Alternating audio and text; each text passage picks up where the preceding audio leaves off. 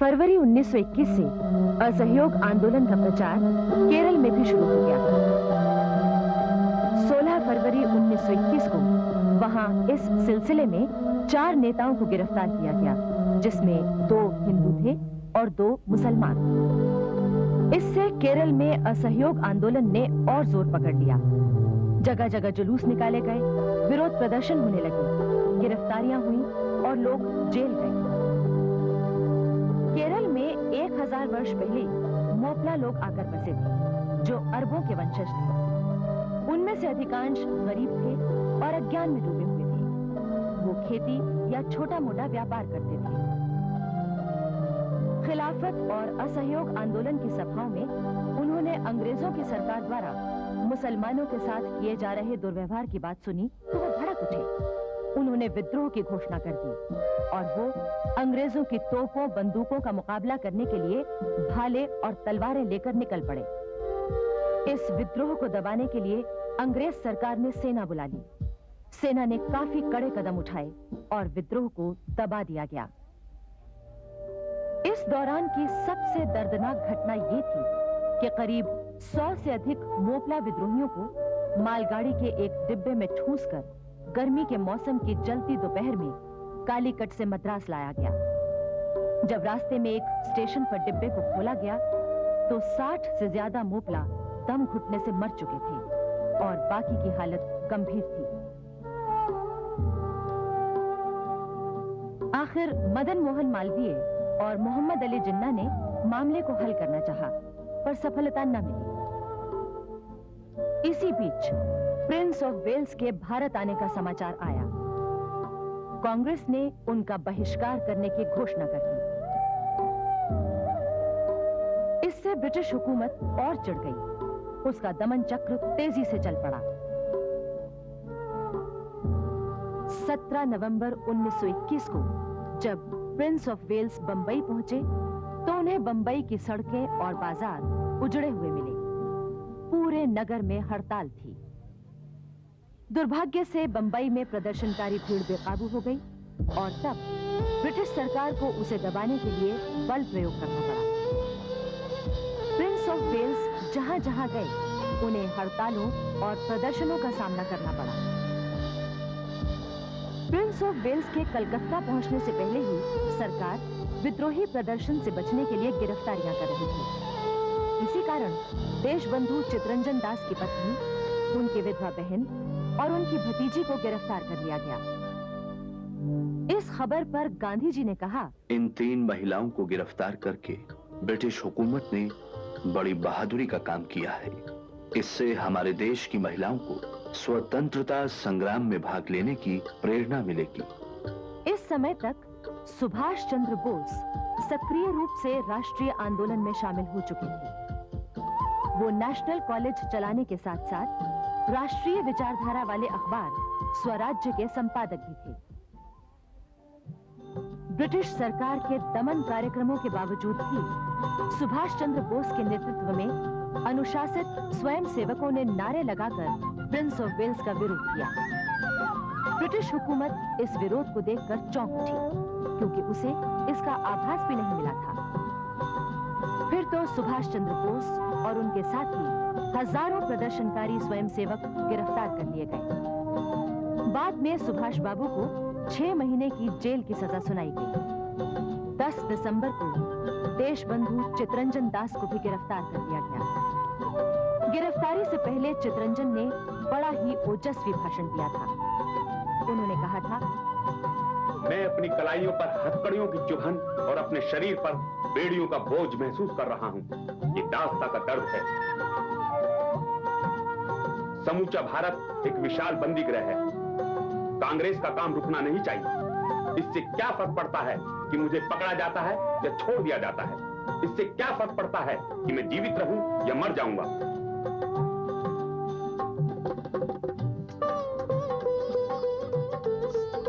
Jail में सुभाष चंद्र बोस चितरंजन दास के संपर्क में आए। सुभाष बाबू ने वहां उनकी न सिर्फ सेवा की, बल्कि उनसे बहुत कुछ सीखा भी।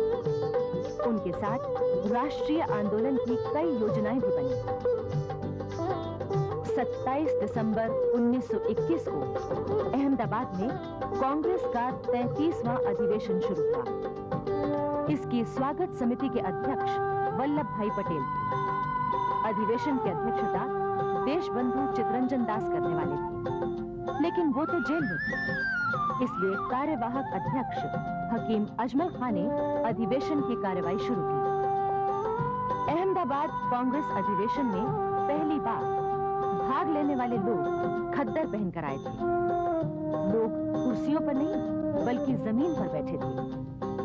भाषा भी अंग्रेजी नहीं बल्कि हिंदुस्तानी थी। यहाँ असहयोग आंदोलन और भी तेज करने का निर्णय लिया गया।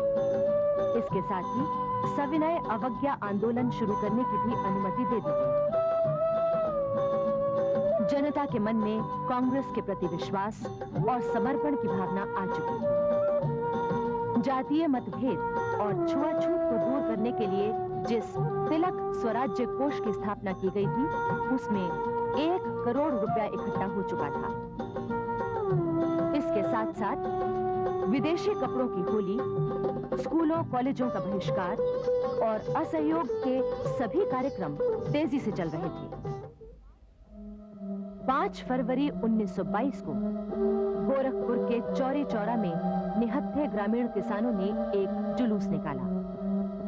वो जय बोलते हुए शांति से जा रहे थे। अचानक उन्हें ब्रिटिश अधिकारियों के नेतृत्व में आए पुलिस के दस्ते ने आगे बढ़ने से रोका और तितर-बितर हो जाने के लिए कहा, परंतु भीड़ वहीं डटी रही। इसके बाद पुलिस की गोलियां बरसने लगी। वो तब तक गोली बरसाते रहे जब तक गोलियां खत्म नहीं हुई। गोलियां खत्म हो जाने पर पुलिस वाले घबराकर थाने चले गए और थाना अंदर से बंद कर लिया। भीड़ उत्तेजित हो उठी।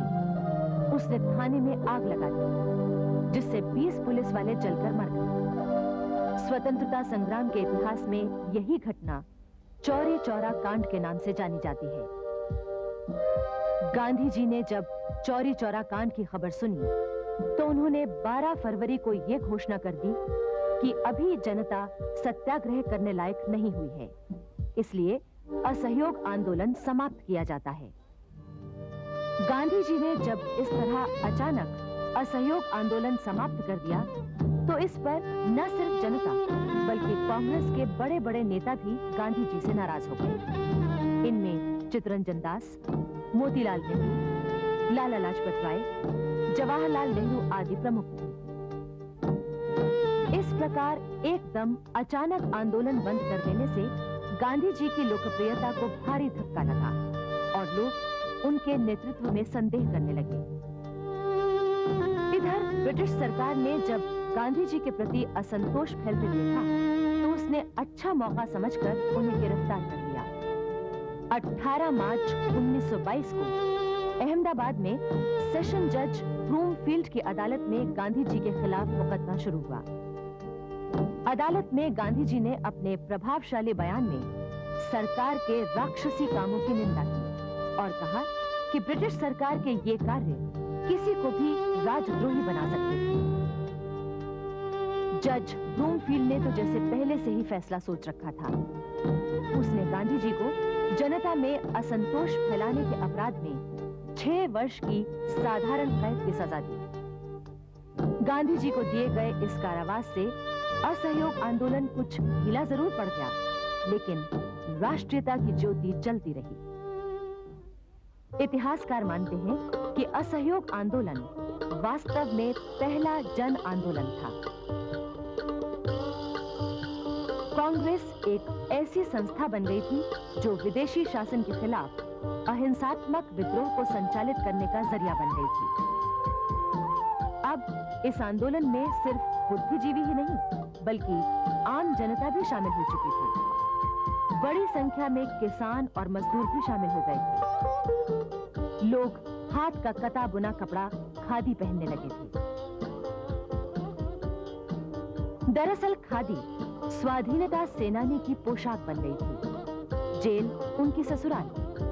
लोग हंसते हंसते गिरफ्तार होते और जेल जाते।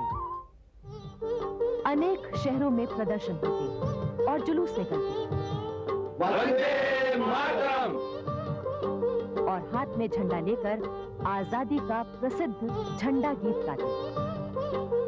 विजयी विश्व तिरंगा प्यारा, झंडा ऊंचा रहे हमारा, सदा शक्ति बरसाने वाला, वीरों को हर्षाने वाला, प्रेम सुधा बरसाने वाला, मातृभूमि का तन मन सारा, झंडा ऊंचा रहे हमारा। आओ प्यारे वीरों आओ, देश धर्म पर बलि बलि जाओ, एक साथ सब मिलकर गाओ, प्यारा भारत देश हमारा, झंडा ऊंचा रहे हमारा। इसकी शान न जाने पाए, चाहे जान भले ही जाए, विश्व विजय करके दिखलाए, तब होवे प्रण पूर्ण हमारा, झंडा ऊंचा रहे हमारा। इस प्रसिद्ध गीत के लेखक थे श्री श्यामलाल गुप्त पार्षद। गांधी जी के आह्वान पर उन्होंने सन 1919 में नौकरी छोड़कर स्वतंत्रता आंदोलन में सक्रिय रूप से भाग लिया था। उन्हें बाद में गिरफ्तार करके 21 महीने की सजा दी गई थी। पार्षद जी 1920 से 1927 तक फतेहपुर जिला कांग्रेस के अध्यक्ष रहे। उन्हीं दिनों कानपुर के प्रसिद्ध स्वतंत्रता सेनानी गणेश शंकर विद्यार्थी की प्रेरणा से पार्षद जी ने 2 झंडा गीत लिखे। वो दोनों गीत राजर्षि पुरुषोत्तम दास टंडन को भेजे गए। टंडन जी ने जो गीत स्वीकृत किया, वही बाद में लोगों का कंठहार बन गया। लोगों ने इस गीत को तो याद रखा, पर इसके रचयिता श्यामलाल गुप्त पार्षद को भूल गए। धीरे धीरे पंडित मोतीलाल नेहरू और चितरंजन दास की प्रेरणा से राष्ट्रीय आंदोलन और कांग्रेस की राजनीति में एक नई विचारधारा ने जन्म लिया। उनका कहना था, हमें विधान मंडलों के चुनावों में भाग लेना चाहिए ताकि उनके माध्यम से हम सरकार के पास अपनी मांगे पहुंचा सकें। सन 1923 में हुए चुनावों में कांग्रेस के जिन नेताओं ने भाग लिया, वो स्वराज्य दल के नाम से खड़े हुए थे। स्वराज्य दल को चुनावों में अच्छी सफलता मिली थी। पंडित मोतीलाल नेहरू स्वराज्य दल के नेता थे। इसी बीच शचींद्रनाथ सान्याल, राम प्रसाद बिस्मिल आदि ने क्रांतिकारी दल का संगठन किया।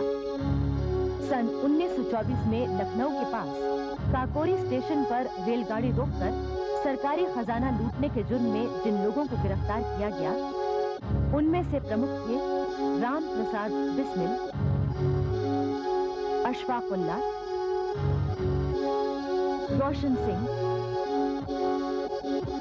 और राजेंद्र नाथ लाहिड़ी। अन्य लोगों को कारावास की लंबी सजाएं दी गई। केवल चंद्रशेखर आजाद नहीं पकड़े जा सके। सन 1925 में देशबंधु चितरंजन दास की मृत्यु हो गई। इससे स्वराज्य दल की शक्ति कमजोर हो गई। देशबंधु चितरंजन दास स्वतंत्रता संग्राम के उन नेताओं में से थे जिन्होंने न सिर्फ बंगाल बल्कि सारे देश के स्वतंत्रता संग्राम को नेतृत्व प्रदान किया था।